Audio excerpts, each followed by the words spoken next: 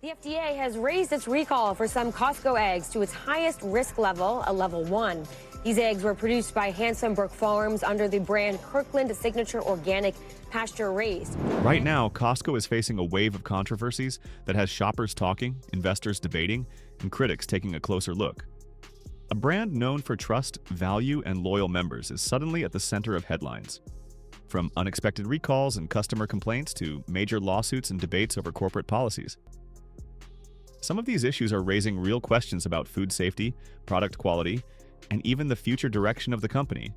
And these aren't small, isolated incidents. They touch everything from what ends up in your cart, to how Costco runs its stores, to the decisions being made inside its boardrooms. In the next few minutes, we're breaking down the most significant Costco controversies making news right now. The ones every shopper should know about.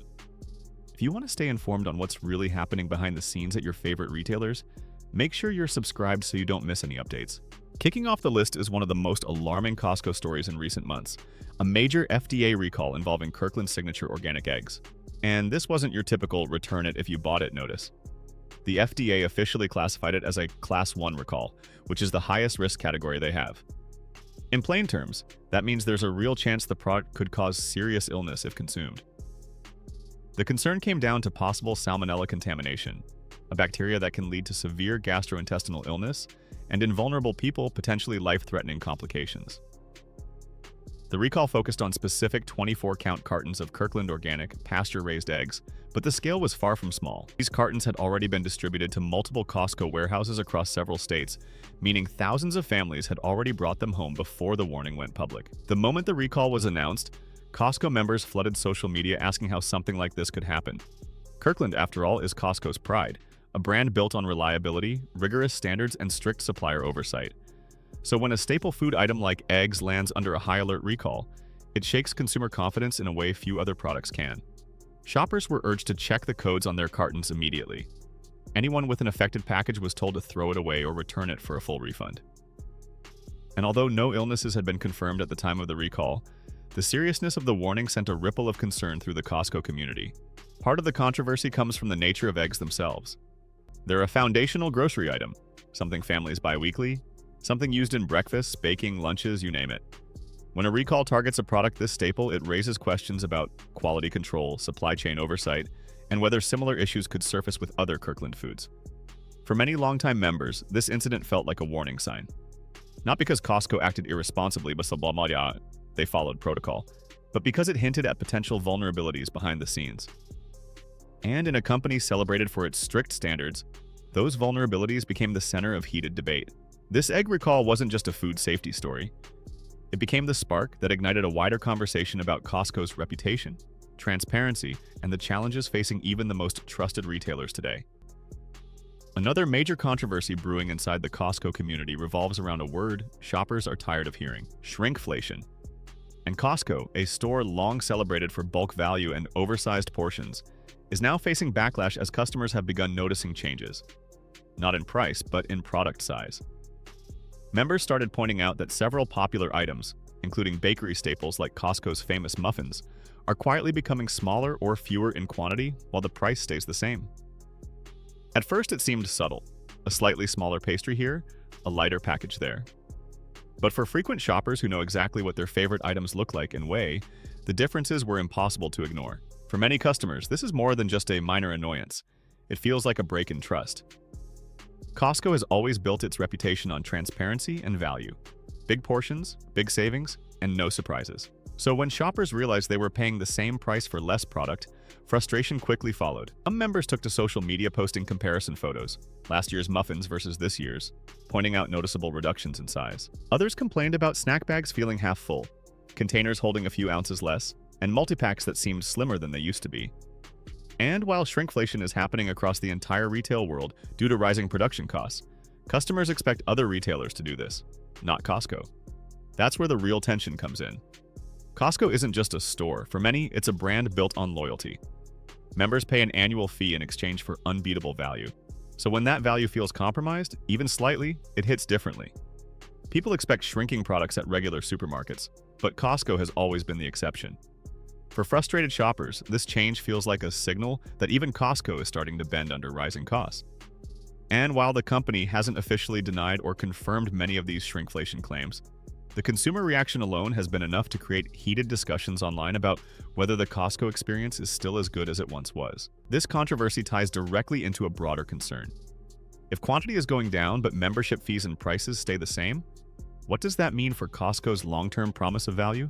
Moving from products to policy, one of the most talked about Costco controversies didn't happen in the aisles at all. It unfolded at the company's annual shareholder meeting. A proposal focused on DEI, or diversity, equity, and inclusion, was brought forward by investors who wanted Costco to expand its reporting and strengthen oversight around these programs. It was a move meant to increase transparency, more data, more accountability, and a clearer picture of how Costco approaches fairness and opportunity within the company. But Costco rejected the proposal, and that decision set off a wave of debate far bigger than what most people expected. Supporters of the proposal argued that DEI transparency is no longer optional for major corporations. It's a standard that customers, employees, and investors increasingly expect. They pointed to companies in tech, retail, and finance that have adopted formal DEI reporting as proof that the corporate world is shifting toward greater visibility and responsibility. For them, Costco pushing back felt out of step with the direction of modern business. Costco's leadership, however, insisted that the company already upholds strong internal policies around fair treatment, equal opportunity, and non-discrimination. Their stance was that publishing additional DEI metrics or adopting new oversight layers wouldn't meaningfully improve their existing culture and could instead create unnecessary bureaucracy. In other words, we're already doing the work. We just don't think we need to publicize it more. This decision instantly became a flashpoint. Critics accused Costco of resisting progress, downplaying social responsibility, or ignoring the importance of representation data. Some advocacy groups argued that Costco's refusal to adopt stronger reporting made it harder to understand how truly equitable the company is behind the scenes. But just as many people supported Costco's position, they felt corporations are facing mounting pressure to adopt social and political initiatives they may not fully believe in, and applauded Costco for staying focused on its core mission. These supporters saw the rejection not as a failure, but as an attempt to prevent external agendas from dictating how the company operates. What made this issue even more complex is Costco's long-standing reputation as a pro-employee retailer. The company is known for above-average wages, strong benefits, and a workplace culture far better than most big-box competitors. So when the DEI proposal became public, many were surprised that Costco, of all companies, would take a position that could be interpreted as resisting transparency. This controversy ultimately created a much larger conversation about Costco's identity and direction. Is the company stepping back from public-facing social commitments? Or is it simply choosing a quieter, internal approach to workplace equity? The answer depends on who you ask. But what's clear is that this decision has put Costco under a microscope, with many customers now paying closer attention not just to what the retailer sells, but how it operates at its highest levels.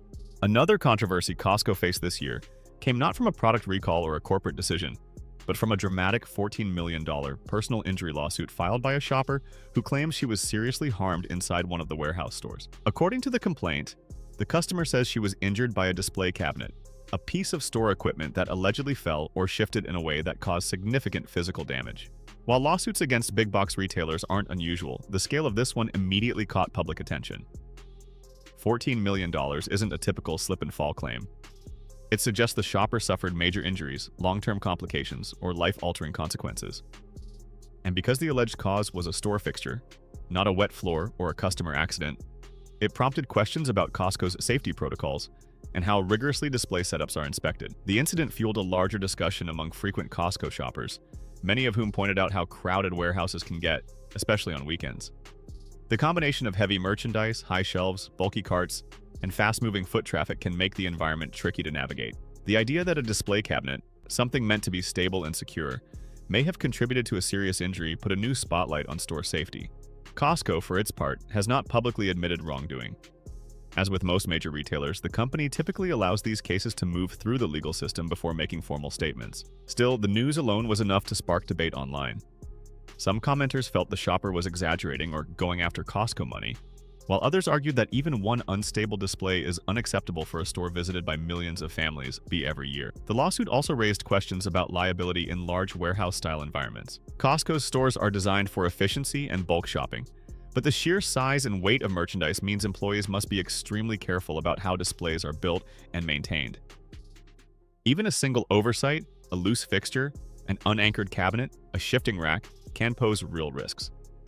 And in this case, the shopper claims that risk turned into a life-changing injury. Whether Costco ultimately fights the lawsuit, settles it, or proves the incident didn't happen as alleged, the controversy has already highlighted an important issue. As Costco grows, so does the responsibility to ensure every store layout, display, and fixture is safe for the massive crowds that walk through the doors every day. Next on the list is one of Costco's most persistent and emotionally charged controversies: animal welfare concerns tied to the company's chicken supply chain. Even though earlier lawsuits were dismissed, new reports and resurfaced investigations have brought the issue back into the spotlight, and this time, the conversation is louder.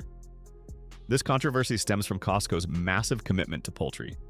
The company sells upwards of 100 million rotisserie chickens a year, priced at the famous $4.99, a number the retailer has publicly committed to keeping stable no matter what. And to maintain that price, Costco built its own vertically integrated chicken operation, an enormous facility responsible for raising and processing the bird butts that end up in warehouses across the country. But critics argue that this system comes at a cost, not to the shopper, but to the animals. Over the past year, advocacy groups and independent investigators have circulated images and footage allegedly showing overcrowded barns, chickens with health issues related to rapid growth, and conditions described as industrial farming at its worst. Some reports claim the birds struggle to stand or walk because they're bred to grow too quickly, making them heavier than their skeletal structure can comfortably support. Even though Costco legally prevailed in a previous case brought by animal welfare activists, which accused the company of allowing severe suffering in its supply chain, the dismissal didn't close the door.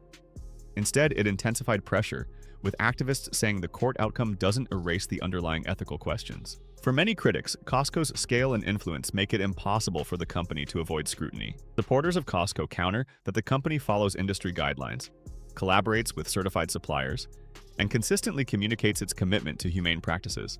They argue that much of the online criticism stems from selective footage or exaggerated narratives, and that Costco maintains strict standards to ensure safe, compliant production.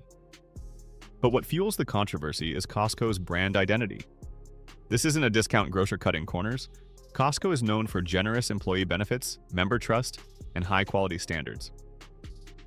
So when allegations of mistreatment surface, they clash with everything the company is perceived to stand for. Shoppers are split. Some say the claims change their view of that famously affordable chicken, a product that has become almost symbolic of Costco's value promise. Others say the issue won't stop them from buying it because the prices, convenience, and taste are hard to beat. And many are calling for more transparency, clearer animal welfare commitments, stronger reporting, and more insight into how Costco's sourcing actually works.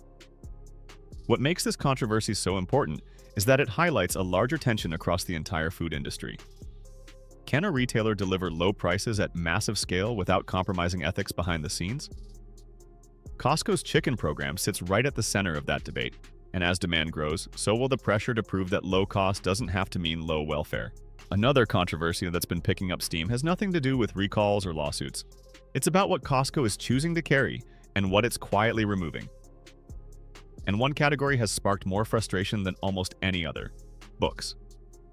For years, Costco has been a major player in book sales. Publishers loved it because a single Costco order could move tens of thousands of copies nationwide. Shoppers loved it because the warehouse always had a curated, easy-to-browse selection. Bestsellers, cookbooks, kids' titles, seasonal releases, all discounted well below traditional bookstores. But recently, customers noticed something troubling.